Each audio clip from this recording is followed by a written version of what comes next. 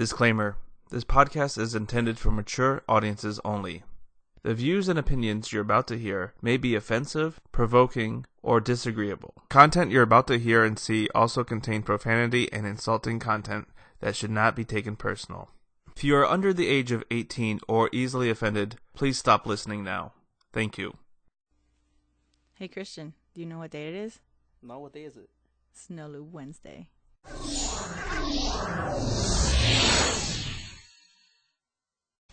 Thank you for joining us. You are now listening to the No Lube Podcast. Get ready to dive into the minds of Christian and Carla as they tackle and discuss all the censored issues and conversations that we as people are afraid to talk about. You will hear judgments based on principle, opinions that will shed new light on topics, and thoughts we all have but never say out loud, where real topics meet real people.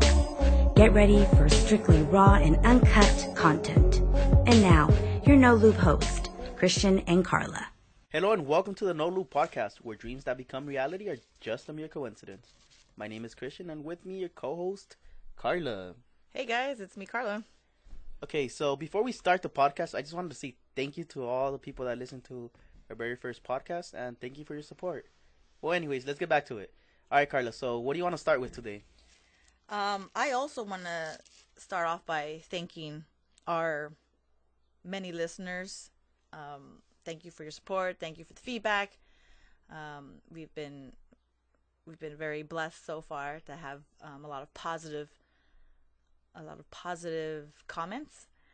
One thing that was brought to my attention actually is about something I said last week, and I realized that after we had already been done that there was a certain part missing. So last week we talked about I mentioned something about me growing up and how I was whitewashed.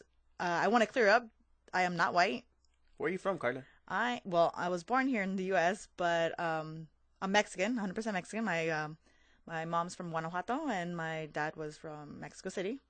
Okay.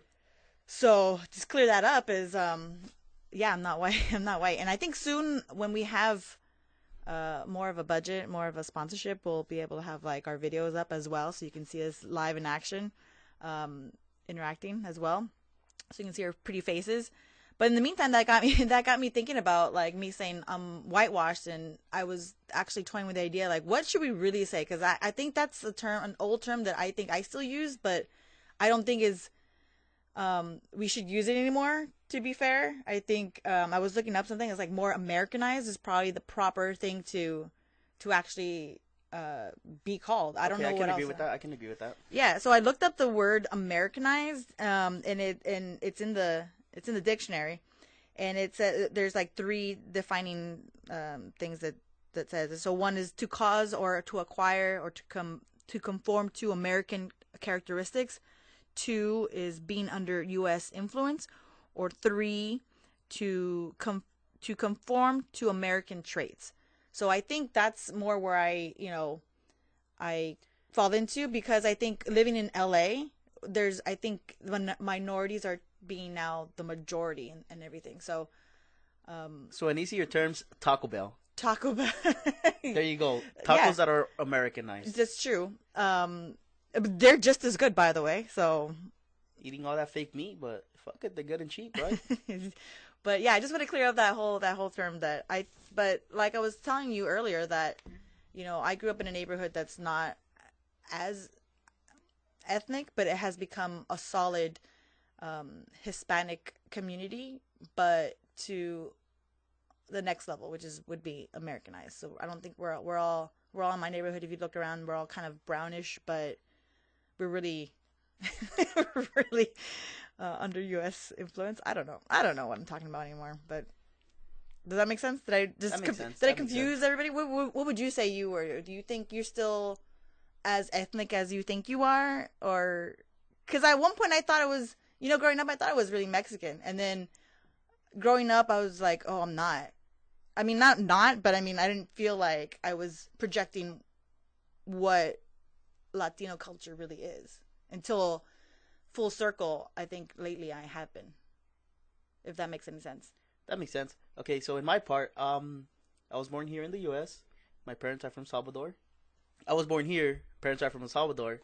Growing up, I had a lot of Mexican friends, so I would say I was open to the Mexican culture.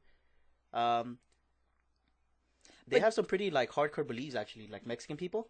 Yeah, yeah. But I mean, I think my question is more: do you feel as I don't know, cultured, or like when you hung out with your friends back in the day, or what do you want to call it? Do you feel like you exuberate this Latino, Hispanic culture all the time? Like, would you bust out the Spanish music at all times? Would you? I wouldn't bust it out at all times, but Would at you the same feel? time, Would you feel proud? Would you feel kind of shameful? Would you feel embarrassed? Would you, because, like I said, growing up, my dad used to blast his salsa music, and I'd be like, "Oh no, turn it down! People are gonna hear you." I think that's a good topic to get into. I wouldn't say I'm ashamed of my culture, or I'm not ashamed of being open to the Mexican culture. But what I do see a lot is that a lot of people are ashamed of it, like when they're smaller, when they're younger. Mm-hmm. But once you grow up to it, you adapt to it, and you start really being prideful in your culture. Yeah. With me, yeah, my parents would bust all the cumbias, all the Spanish music, and I wouldn't say I was ashamed of it, but I wasn't a big fan of it. And now growing up and getting into that music, listening to that music, I'm a big fan of it. Like, I really enjoy listening to cumbias. I'm prideful of cumbias being part of the Hispanic community. Yeah. Like, I think that's why I wore all these brands to begin with, because I wanted to fit into the so-called American culture. You know what I mean? I spent all my time during high school trying not to stand out, but not to disappear, if that makes sense. And I think that's why I spent all my money on these brand names, all these, Roxy, Billabong. Yeah, because if you're know. part of like the Hispanic culture, growing up, unless you had money, but growing up, you really don't care about brands. You just wear whatever you can afford, right? Right, but and I feel a lot of people were ashamed that in elementary and middle school they didn't all have like Jordan shoes, yeah, all the Nike gear, everything like that. But with me, I feel like I really didn't. It didn't bug me. I would wear whatever was on me. Like, I would think that the times have changed a little bit, and I think now everybody's more accepting of just wearing whatever the hell you want to. But years ago, when I was growing up, in elementary school, middle school, it really didn't matter. It wasn't until high school, right? It wasn't until high school that I started wearing those brands. Was that like back in the 1800s or what? Yeah, 1800s. We wore like, I don't even know. I don't even know what they wore, but yeah, it wasn't until high school when I thought it mattered, and that's when that whole like fake, ended up being, and that's when I was like, I would say I'd be the most ashamed of being brown, especially in my high school. You were either like a second generation Mexican American or 100% white. Like that's the dividing thing in my high school. So you just wanted just to blend in with everybody. And it wasn't until I got to college when I went to up north and I was really, really by myself in another city, another situation where now I felt like I was by myself in a way.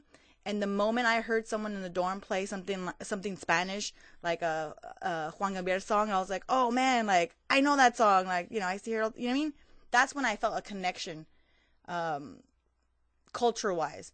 And so I gravitated towards that because that's what I know. Does that make sense? So it wasn't until college that I really started to learn more about my culture and really feel a certain pride about it. So that from that point on, it went backwards. I'm pretty open. You know what's crazy? Something I really find crazy is that all the old school brands are all trendy now, and all the old brands that were really cheap back then are now expensive. Mm-hmm. For example, like let's just go with Reeboks, right? Oh yeah. A lot of people are now like rocking Reeboks, mm-hmm. rocking Fila, mm-hmm. Fubu, all that old school 90s shit that was pretty cheap back then. Is Airwalk still like something? I don't know about that one, Carla, but nah. Airwalk, that's one thing that they didn't bring into this new trendy shit. Yeah. Honestly. Give it time. I should have saved my Airwalks. Start rocking Airwalks? Yeah, I mean, like, what brand is that? It just came out. Start rocking your Heelys? Yeah. Hey, actually, I've seen kids with, like, Heelys. Like, I didn't know that brand is still going on. Like, if I would have saved, like, my fanny packs, man, I could have made a killing now. For sure. I didn't save any. I didn't say anything. All my flannel shirts, should have saved that too. Those are making a comeback. But yeah, so I don't know. So I just wanted to clear that up last week. That to make sure that everyone knows like where I stand or where I am, who I am. But yeah, so that's pretty much it. All right, Carla, let's go on to like the next topic, so we don't just stay on this topic. Okay. Let's move on. Carla, this is gonna sound like a stupid question, but don't ask me why I was thinking about this. But now I'm gonna ask you why. All right, if dogs are allowed to pee in public, why aren't we allowed to pee in public? If dogs are if dogs are allowed to pee in public, Yeah, how come we aren't allowed to pee in public? but are they allowed to pee in public? They are. You don't get a ticket for a dog fucking peeing in public. How do you Or for a know? dog shitting in public, you just get a bag, pick up the shit, and throw it away. That's Why can't I take a shit, get a bag, pick it up, and throw it away? because you actually know the difference between what a toilet is and what a tree is. Because I'm civilized? Because And you're dogs a aren't human civilized or what? being and not an animal. I mean, Technically, we are unless animals. you know, but I don't think I think it's starting to be a law though. You can't dogs can't pee. No, they can't poop. Are you sure, Carla? No, I'm not. Did you look this up? No, I didn't. I didn't look it up. But You should look it up. anyways, Because I feel like let's completely forget about that one. That was a really stupid idea. But talking about stupid ideas, let's go back into that new segment that we threw in on the last podcast. The stupid ideas are totally genius ideas. Carla, do you have anything for that one today? I actually do have an idea, and I was really sad to know that it already exists, that it actually exists. So here was my stupid or genius idea. So the other day, I'm outside, exploring my land, my backyard, looking at my kingdom, and Your 300 acres of my 300 land? acres of land. And remember how I told you I was having this fly problem in the back, Okay. right? Which is still there, by the way. So I was walking around again, looking at my kingdom and whatnot, and I saw like this caterpillar looking thing on the floor. And I was like, what the hell is that? Because it looked really gross. And I was thinking, should I step on it or should I not? I don't know what it is, but guess what I ended up doing? What did you end up doing? I stepped on it. Wow, Carla, killer. And let me tell you what came out of that. PETA? I'm just playing. What came out of that? Actually, though, a lot of people are going to be, I'm sure a lot of people are going to get upset at me for actually stepping on this thing. So what came out of that looked like a ketchup bottle and or a ketchup baggie thingy and a mustard baggie exploded on the floor. What the fuck? And I was going to take a picture, but I was so grossed out that I didn't. And I'm like, what did I just kill, And then blah, blah, blah. I get the hose, and clean, spray the shit out of that. And then I walk somewhere else and then I see another one. This wasn't a cat. This was looking like a whitish looking thing. And I'm like, is this the same thing? Is it the same thing, but now dead? I don't know. But guess what I did? What did you do? I stepped on it. And another ketchup mustard explosion happened. And it's all over, like literally all over my shoes. It was disgusting. And then that was it. I was like, what? And so now I'm calling the fumigators or whatever. I don't know what you want to call them. I'm calling them over because I'm disgusted. Because this fly thing is really getting on my nerves. Anyways, so late at night, 2 a.m., like you have your ideas. I was like, what is this? How do I identify what I just killed? You know what I mean? And I thought, what if I can just get my camera and take a picture of it, and this app will generalize what it is, like identify it, like tell me what this bug is. I've heard of an app like that before, but continue, go on. So then I thought about it, like, man, this would be genius. I'll know what I have. Okay. But then I got grossed out, and I didn't want to look it up. And in the morning I did, and in fact they have websites and apps that do that, where you would take a picture and it would tell you what it is. You have to kind of semi-categorize it, but my app would be more different as far as it'll tell you just by the picture. These other apps, you have to give it like a starting point. Like, is it a fly? Is it a animal? I mean, you know what I mean? Like, okay. But it'll get you there. And In the meantime, when I got the courage to look up what it was, it looked like that was the host of baby flies. Now, I also looked up because the app was a bug identifier. So I looked up. Is it free on the App Store, or do you have to pay for it? Or well, this was during. I think they have a bunch of them on the App Store, but I looked up on the website. There's a bunch of websites where they do to have that bug identifier, whatever, and then you can do it. But I did mine, and so that's how I looked up, and I ended up with, wow, this is a housefly, right? Okay. And and by the way, we have this problem at work where there's a lot of flies, and a lot of people think like, oh, they're gonna be dead in like 3 days. Well, why is it like 3 weeks later and we still have a bunch of flies, monster flies?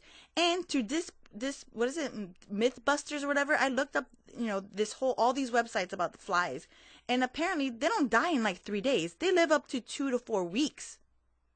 By the way, I just looked it up right now. Houseflies, their lifespan is 28 days. Which is crazy. Which is more than 3 days, what they were telling us, right? So it's like it lives 2 to 4 weeks, depending on what kind of fly you have, a house fly or a fruit fly or whatever. Depending on what it is, it could be like 45 days or so. And the little baggie that I killed or whatever, it's called pupa. Okay. And that's what I ended up killing. So I hope I killed like the host of like whatever, because what comes out of it is like hundreds of little flies, which is what I got in the back, by the way, which you've seen. There's a lot of flies. Wow, Carla, you honestly killed all these innocent lives. Wow. I'm sorry. Fly lives matter also. I'm gonna have to take the fall on this one because I don't fucking care, because they are driving me nuts. And to live 45 days, like, that's a long time, which is why they're all out there, and then why they're all at work, because they're not dying, they're just multiplying. So with all your criminal activity going on, right? What would you say? Is that app stupid, or is it a totally genius idea? It's a genius idea, because I would not know how to, like, I just think an animal and I'm killing it, right? Like, I want to know what I'm killing. Should you know what you're killing? I want to know, yeah, because then I want to know, like, if it's having babies upon babies somewhere else, or I want to know where to find them, because I just thought all these little bugs or these flies just migrated into my patio and just like, oh, this is a cool little spot. Like, oh, there's lights here. So, there's Carla, like what whatever. you're telling me is that your new life goal is just to go around killing flies now. In my backyard, yes. Yeah. Like, I almost got the fly swatter and went out there and started killing them one by one. But I thought, like, if my neighbor's looking at me, they're going to think I'm crazy. I mean, I'm sure they already do think that. But, like, to go out there killing all these flies, I think it or maybe I'm sweating out of nothing. I don't know. Who knows? But the point is that I thought that was a genius idea, which I didn't know existed. And I think you don't know this exists unless you have an actual fly problem, like I do. I feel like that's great. That is a genius idea, because it gives you a lot of information. Yeah. Not only does it tell you what you're killing, yeah, but it also gives you information about the bug you're killing. Because, I mean, how do I not know that these are poisonous flies? Like, this is how I'm going to find out, like, are these poisonous? Are they doing harm? Like, or can I just leave them there? Like I said, if they would have told me, 3 days, I'm like, cool, I'll just wait it out. I'll wait them out. It's cool. I'm not even going to do anything. But if they're going to live for 45 days, oh, no, they're gone. They've outstayed their welcome. So does that stop you from calling the exterminator? Like, you knowing what you're killing and how to kill it? Does that stop? I think yeah. Wow, Carly, you're taking jobs now? Because I think for people who want to save money, because, by the way, do you know how much exterminators cost? They cost a lot of money. Like, they come out here and, like, we had an ant problem, and they come out here, they charge us $100 just to spray. When we should have just gone buy the spray at Home Depot or something for like $20-30. Exactly, and do it ourselves. But we, and then they, that's how they hook you. Like, yeah, so it'll, yeah, because they scare you into saying, like, well, these ants have parents, they have burrows, there's more coming. You can't see them, but we can kill them. And then that's how they hook you on for recurring service of $100 each time they come out. But I'm gonna try to now that I know they're just not meaningless houseflies. Wow. A bunch of flies. I'm gonna go out and buy like some more stuff and do it. Now, if I can't get rid of them in the next 2 weeks, which, all our listeners, stay tuned for my fly problem. See if I get them out. If they don't go away in the next 2 weeks, my exterminator is gonna come back.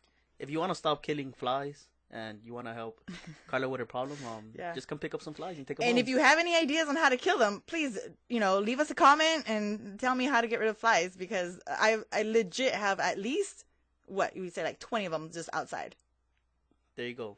She has a Craigslist ad that says that they're free. You can come pick them up whenever you want. Pick up your own flies, yeah. But anyways, that's it for the new segment of stupid ideas or totally genius ideas. Yeah, stay tuned for next week for the next one. All right, Carlos. So you know what an interesting topic is that has been on my mind for a couple of weeks now? What? Tipping your waiter or your waitress. Adding a gratuity. Yes. Not because I'm cheap, because I'm not. But anyways, going on. So a couple of weeks ago, I went with a couple of friends to go eat at a Chinese restaurant, right? Mm-hmm. So this Chinese restaurant, it's an all-you-can-eat buffet. How it works is that they take you to your table, they sit you down, they ask you what you want to drink, they go get your drinks, place it on your table, you can get up, go get a plate, and serve yourself, right? Right. So you're doing everything yourself. You're doing everything. What is the waiter doing? Nothing. Getting your refills, I guess. But service there was so shitty that I literally only ended up with one refill throughout the entire time I was literally eating there. But that's not the point. Okay. The point is that you didn't want to leave a tip to someone who didn't give you great service. The point is that when I finished eating, wow, Carla, wait your turn. Sorry. I'm just playing, Carla. But the point is that when I was finished eating, she came over, she brought the bill, and we sat there for a couple of minutes, right? Talking and everything. At the end, we all put our card there, we paid, and she came back, brought us back the receipt and pens so we can sign the receipt, right? Okay. So on the little box where it says tip, I put the word cash on there, right? Because I was going to leave her cash. By the way, is that what you do when you're not going to put it in the card? You just put cash? Yeah, you just put cash. Do you have to put something there? You don't have to, but I mean, you don't want to leave it blank because if they throw $5 in there, then there goes $5 out of your card, right? Oh, I usually put like a 0 if I'm going to leave cash, though. Yeah, I was just wondering if like that's a thing, because I don't know. Yeah, I usually just put cash so they know that there's going to be cash on the table. But anyways, so when she came back, this lady gave us the pen and the receipt and everything, and she stuck her hand out and she goes like, "Where's my tip?" Right? So at that moment, I felt kind of disrespected, right? Okay. So at that moment, I grabbed the cash, I put it back in my pocket, and I was like, you know what? I'm not going to give her a tip. Oh, so you already had allotted money to leave her on the table. I already had money on the table. I had money on the tray. Okay. But she stood there. And she stuck her hand out. I guess she didn't see that the money on the table or the cash written on the receipt. Right. So she had to stick her hand out and literally ask for the tip. And how I mentioned, I felt really disrespected at that moment. Okay. So, with that being said, was I wrong for doing that? I mean, I don't think you were wrong, because I might have done the same thing in the same situation. I just looked up the definition of gratuity, and the definition of gratuity is something given voluntarily or beyond obligation, usually for some service. So according to this, definition, I mean, it says given voluntarily beyond obligation. So if you have a prostitute, you pick up a prostitute and you guys do your little dirty shit that you guys are going to do. You do your thing. And you don't pay her, but instead you give her a tip. That's not illegal?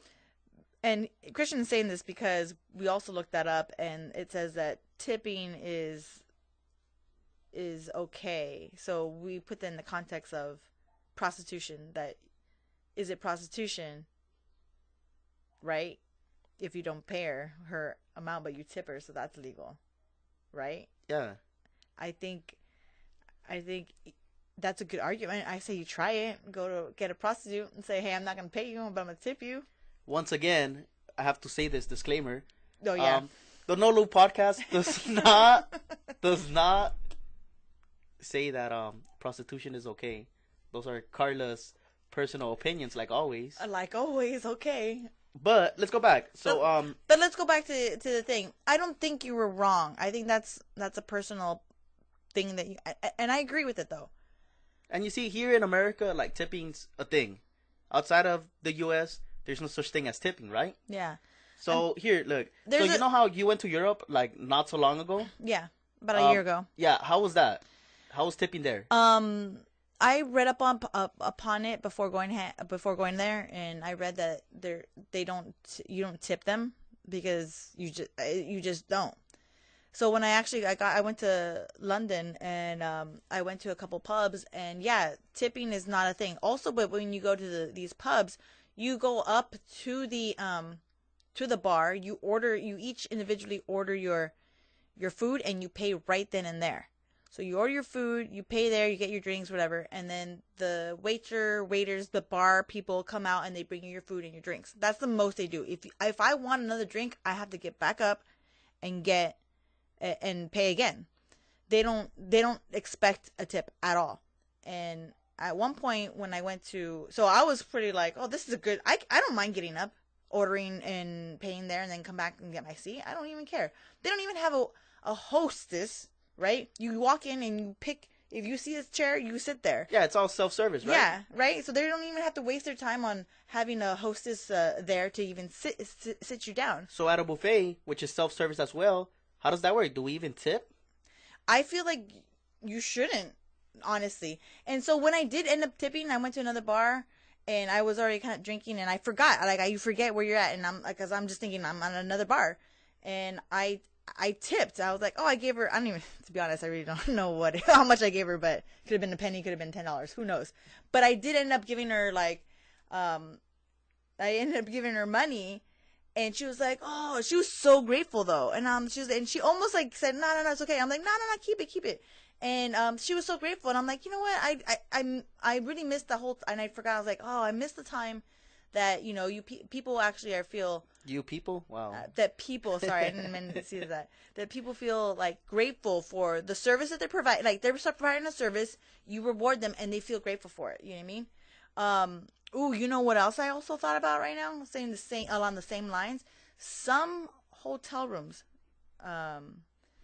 hotels, which I haven't seen in Vegas though, oddly enough, but I've seen in Palm Springs. The hotels I have been in Palm Springs, the housekeepers leave an envelope in your room saying that at the end of your stay, leave the tip in the envelope. As in, you have to do it? You don't have to, but it's they're implying that you should be tipping them. And ever since then, I've been asking people, and a lot of people have told me that, yeah, you tipped your what do you call it? Your housekeeper. What about for all the people that don't know and they literally go and they take the envelope with them? Well, free envelope, why not? Free envelope, mail your stuff. But, well, that's the thing. Like, a lot of people in Vegas don't know that. But, I mean, it's becoming a habit because I've seen it more than once lately. And I'm just like, wow, that's kind of, you know, what's the word? That's kind of like ballsy, right? You're like, here's my envelope, you know? Yeah, at that point, I feel like it's panhandling, right? You know? But then at the if same... you stick your hand out of your there, like, hey, give me my tip. But here's the difference, though. Check this out. Here's the difference. So let's just put it back in Vegas, right? And let's say they leave the envelope there, like I've seen it. Okay. Not in Vegas. I've seen it somewhere else, but let's just say they start doing it in Vegas, right? So you're in Vegas, you have... Please, I mean, everyone knows... shit gets out of hand over there, and you try, whether you like it or you want to, you don't, you try your best. That hotel room is trash. All your shit's there, like the bathrooms, all whatever. You leave the towels everywhere. That's acceptable. Wait a minute. Okay, well then there you go. See, there's a difference. So you know, your bottles, the cups, and you're just like, when you leave, you're like, fuck, this doesn't even look like the same room anymore. So then you feel bad. I'm like, fuck this. This housekeeper is gonna come in and clean after you. At that point, if you don't tip, you're just fucking being an asshole. That's what you're really being, because she's gonna come back or he's gonna come back and do all this fucking work after you. Right? They deserve a fucking tip. Yeah, but see, no one's talking about that though. Does that make sense? Like no one knows about it. They just end up leaving and like, oh, fuck it, whatever. But like you said, at the restaurant, you're thinking like, man, these people should work for it, and they really didn't do anything. So do they really deserve a tip? The housekeepers deserve a tip, I think. But the people that really don't do anything, they shouldn't get anything. I mean, I'm not saying they shouldn't. Wait. Before I get like, it's not that they shouldn't. I just feel like it should be like they should try a little. It shouldn't be like, oh, this is what you're obligated to pay. You see, going back to the restaurants, right? You know how in the bottom of the receipt it tells you like, hey, like, this is how much you should leave. 18%. 22%. That percent is getting and higher. 28%, right? Yeah. Because I remember back then when it was 15%. 10. Yeah, and now it's just going up and up and up and up. So, us as customers, should we decide what we tip or how much we tip? I feel us as customers, yes, because like I read the definition before, right? It's a voluntary thing that goes beyond our obligation to tip. You know what I mean? So it should be our choice how much we should, not, because it's not a law yet. Although, I was reading this article on Business Insider, and it was saying that these two individuals got arrested, for not paying a tip that was included in their bill. And it was in Pennsylvania. And so what ended up happening is like they sat down at the restaurant and they ordered their meal, and their waitress never came by at all. It took them an hour to get some wings and one refill, I believe. And their waitress never came by and checked on them. And she was, when they needed her, they said they had to get up and get their own napkins, their own utensils, because she was out on a smoking break, and she was out smoking outside and didn't even give a crap about them. And so at the end, when the bill came, they refused to pay the included tip in there, and they called the cops and they got arrested. You see, I completely disagree with that. Yeah. I completely disagree with that, because you shouldn't get rewarded a tip for shitty fucking service. Right. Because at the end of the day, I'm leaving fucking tip according to the service you provide for me. If you're providing amazing service to me and you're here like, right, coming back, checking up, hey, do you need a drink? Right. Blah, blah, blah, like you need more napkins. Yeah. Of course I'm going to give you a fucking tip, right? Yeah, because and when you do it overly, sometimes it bugs, but sometimes like, hey, you're working for your tip. But you see it. You see that they're actually trying. Right. So that's what really helps it out. Right. And then I feel like when you do go to a higher end restaurant and you're here getting like $50, $60 plates and above, right? Yeah. At that point, I feel like people leave tips not because of the service, but because at the place they are at, like the social place they're at. Yeah. But then again, like we said, you're at a five-star restaurant. These people aren't hiring like Joe Schmo off the street, needing a job. Of course not. They're hiring professional, like not professional, they're but giving you great service, or else get the fuck out of here. Like exactly. You're getting fired. So I get that they're gonna get tipped, because I'm gonna come back here and I'm gonna expect the same service. I'm gonna send the same great food. So that's justified.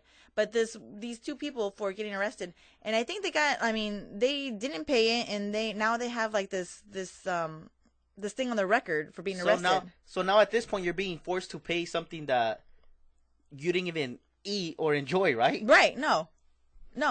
And so that's the thing. And so I also had an incident where I went to a Korean barbecue place, and we all sat down and we had shitty service. They were so aggressive, and we just felt, like we're like low lives eating there.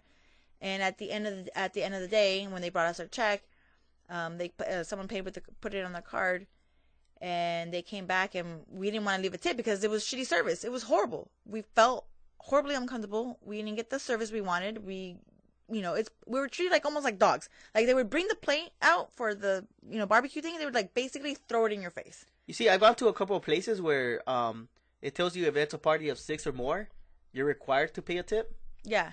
So was it a party of 6 or more? We were separated, kind of. We had 2 checks, but it was never included, and it never said it.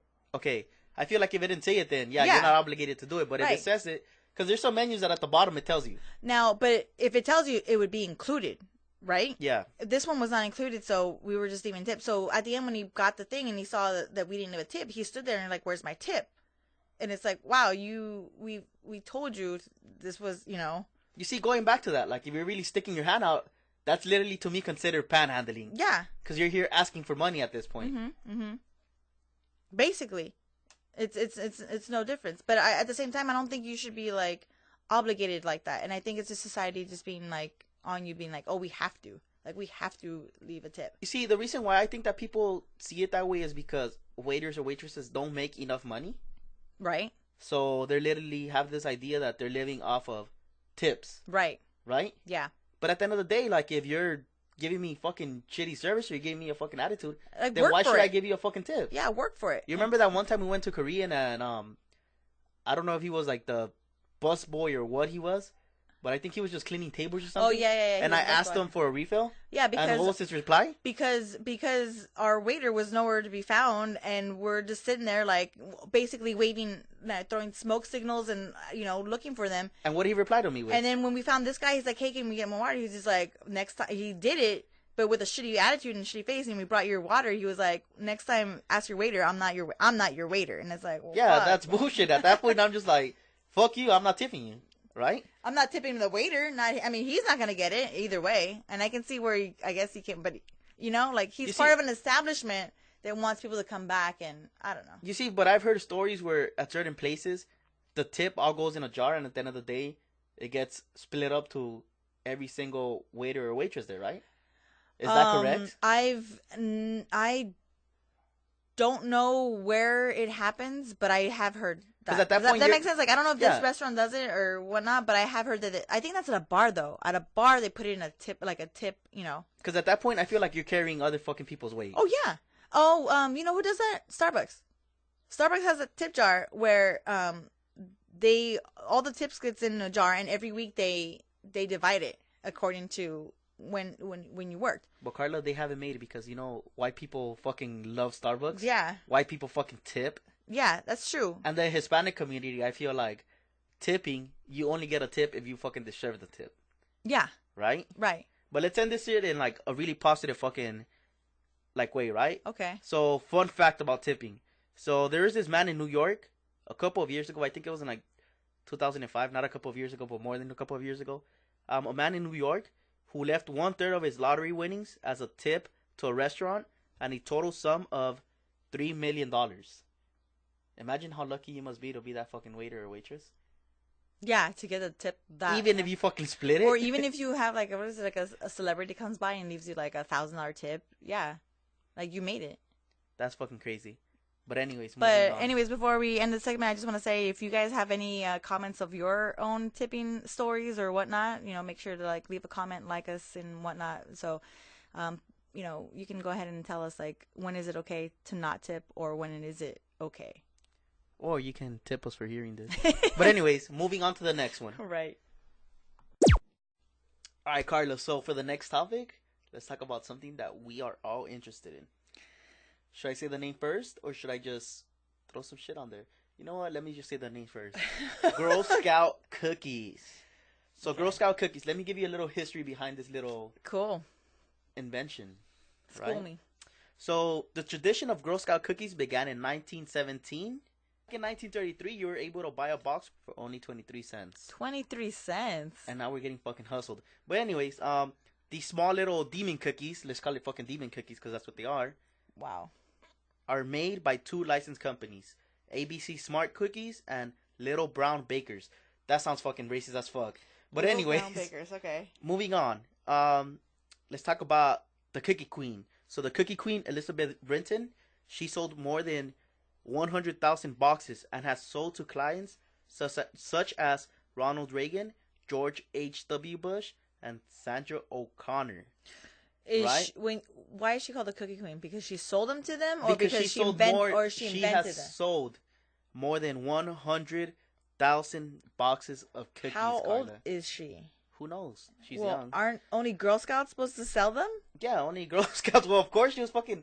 I'm sure she was on the Girl Scout age that she sold all those cookies. So you're saying, like, if she sold them when she was like a little girl, then major props. But if she's selling them like at 50 years old, like we're talking about her selling them when she was during her Girl Scout career, little career shit that was going on, okay. Right? Well, fun fact about that, Honey Boo Boo. You know who Honey Boo Boo is, right? Everybody knows who Honey Boo Boo is, right?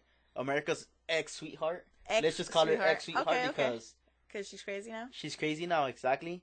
So she's banned from selling them. It's literally signing the boxes so and selling them. Yeah, so instead of selling them for the regular price, she was bumping the price because she was signing them. And that's not allowed. And she's not a Girl Scout. Exactly. Cool. But with all that being said, I have 2 questions for you. Right? Ooh, do you want to wait? Do you want to ask me the questions before I say what I'm about to say? I think you should wait on the questions I almost because I have a feeling you're gonna fucking like kill this entire like Can I just tell fan you base that I have of Girl Scouts. Bruh. That sounded so fucking wrong. Let me go back. You're gonna kill this entire like fan base that I have on Girl Scout cookies. Okay. Right? All right. Okay, so first question. Is this a way to help empower more women in America? Or is it all just a business that is hustling the living shit out of all of us? Right?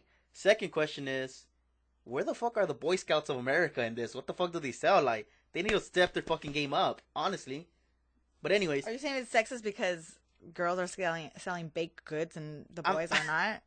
Is that what is happening? You can say that. But you asked some good questions. Those are the 2 questions. I really want you to like just go on there and destroy the living shit out of the questions. I think okay. So first, let me just make this clear, Carla. I'm not trying to attack you because I know okay. You attack me with these questions, with these answers, I don't feel attacked, but okay. But go ahead. First of all, stop crying. Go ahead. Wow. Men can cry too, Carla. I feel like you're not. It's not just you that's gonna like hate me now. I think all of our listeners are gonna hate me now because. Once again, this is Carla's personal opinions and not the No Lube this is not podcast opinions. I hate Girl Scout cookies.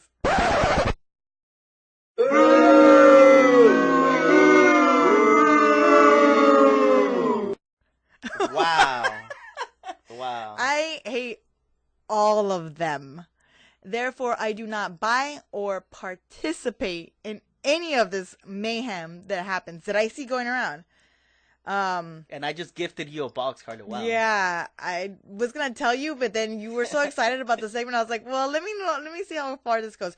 Now, listen, my family loves them. Okay, so they're gonna be eaten. Don't worry. Okay. But me personally, I do not like any of them. I'd really like the plain ones only, but I don't go as far as buying them, if that makes sense. Like the plain ones, I think they're free. They're free. They're free. No, because typical Hispanic. The flavors I'm not in particular with. Like I said, if you offered me a free one, I wouldn't take it unless it's the plain ones, the plain lemon ones. I think there are. I don't even know, but those ones I'll eat. But you did bring up now back to your questions. You brought up a very good point of, is this a way to empower women or little girls? I think it's a way. I think it'll up their selling game, their ideas as far as how to get most. Because I don't know if you get a prize for selling the most in their little troop thingy. I was never in the Girl Scouts, so I don't know. But I have a box here, and I was reading the back of the box. It's the Golden Award. The Girl Scout Gold Award is the highest award of Girl Scouts can earn. It is awarded to Girl Scouts seniors or ambassadors who complete a project that will make a lasting difference in the world. This is considered one of the projects, so I feel like they do get an award for that. Maybe by collectively selling all these cookies, the proceeds go into building something better or whatnot. And that I agree with, It's to say also that sometimes I do buy them because I feel bad. Not because I'm going to eat them. Like, I'm literally not going to eat them. Does that make sense? But with that, I feel like they sell so much that I feel like it's more money than what they need, right? Where the fuck does the rest of the fucking money go? I mean, you can say that we can live very normally, and yet we still want more money though, like more money than we actually need, right? So at this point, are they just fucking after our money, or are they actually doing it to grab this money and put it back into like the Girl Scouts and supporting them? I would like to say that they get the money to put in back into the program where they probably take, I don't know, field trips or something, and that's half-ass paid for by the proceeds of these cookies. you were bringing up points before about the company that makes them. I don't know how much profit they're making. I'm sure they get a good percentage at this point. So we may want to look up who owns these companies and what they're doing with their money. Yeah, because a box is running you what, $5 now? Yeah. I'm sure they're getting what, like half of that money, and half of that money is going back to them. I think that's something we should look into, but yeah. So, I mean, I like to say that the money goes back into a program overall, that there will probably maybe go into scholarships, hopefully, things like that. So I do hope that that's the reason behind them, because every Girl Scout season or cookie season, you see them out there by a lot, and they're just, and people love them. People love them. I'm not going to hate on that. Real quick, I just want to give a shout out to Seima. She's the Girl Scout plug. You can follow her on her YouTube channel, Simply Seima. Free plug right there. Right there. Seima, give us a free plug, please. Yeah. Anyways, go on. But also, now that's another question. Who does she know? Where did you buy those? You bought it from Zema. Carla, but you don't ask the dealer questions. Oh, you just simply give them the money. You're right, and they give you the supply. That's right. Supply and demand. I got it. Because I was like, wait, she's not even in the Girl Scouts. Where is she getting? I mean, and then, but that goes above. Now, see, that brings up an excellent good point, though. Who's really selling these cookies? Is it the Girl Scouts themselves, or is it the parents? So then, does that make sense? Like, your little girls in the Girl Scouts, she can only do so much by looking cute out there or whatnot, selling them. But at one point, how much does the parents do to be like, hey, go to the workplace. Hey, I'm selling my kid's selling these, But who's doing all the work? I've seen, I've been in situations where, like, I go to Ralph's and stuff like that. Of course, in better neighborhoods where the parent and the child is outside of the store with a table set up and they have the cookies there and they're selling them, like, literally $5 a box. Mm-hmm. But then you go back to, like, the hood, you don't see that, right? Right. So what about all the girls that, like, literally come from, like, poor families and they're part of, like, the... Well, that's where I say that the money, all this extra money that they're making should go back to, like, scholarships to pay for these children that are in underrepresented areas, to pay for their, I don't know what is, I'm not a Girl Scout. I don't know what it entails, but if there's something they can't pay for, I would imagine that they have programs to, to pay for them to be in this, this program. Yeah. Do you pay to be part of, like, the I have no idea. We should look this up. Stay tuned on our next week's podcast to see an update of what does that entail. But yeah, so I mean, but to your second question, where the Boy Scouts, I don't know what they do. I mean, I would support them as well in a way if I knew that they had something to sell, but I never see them selling anything. It's mostly the Girl Scouts with their cookies. We should also look that up to see if they sell anything that's worth taking a look. But yeah, I don't know. I just, sorry to everyone that loves Girl Scout cookies. That's why I don't buy them. I don't like them. But feel free to give me Chips Ahoy. Carla, you want.